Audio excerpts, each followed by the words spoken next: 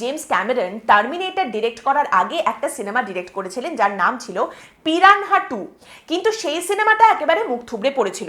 তো James Cameron এরপর যখন টার্মিনেটরের স্ক্রিপ্টটা লেখেন, সেই স্ক্রিপ্টটা প্রচুর প্রোডাকশন হাউসের পছন্দ হয়েছিল, কিন্তু জেমস ক্যামেরন এই সিনেমাটা ডিরেক্ট করতে পারবেন সেটা নিয়ে সবার মনেই সংশয় ছিল। কিন্তু জেমস ক্যামেরন একদম জেদ ধরে বসেছিলেন যে এই স্ক্রিপ্ট তিনি তাকেই বিক্রি করবেন যে প্রোডাকশন হাউস তাকে সিনেমাটা ডিরেক্ট করতে দেবেন। তো একজন মাত্র প্রডিউসার এটা বিশ্বাস করেছিলেন, যার নাম ছিল গেল অ্যান্ড হার্ট। ডিলটা ছিল, আমি তোমাকে $1 স্ক্রিপ্টটা দিয়ে দিলাম, রাইটস দিয়ে দিলাম, কিন্তু ডিরেকশন আমিই দেব, ডিরেক্টর সিনেমার আমিই হব। অনেক পরে একটা ইন্টারভিউতে জেমস ক্যামেরন বলেছিলেন যে আই রিগ্রেট দ্য ফ্যাক্ট যে আমি $1 টার্মিনেটরের স্ক্রিপ্ট এবং রাইটস বিক্রি করে দিয়েছিলাম।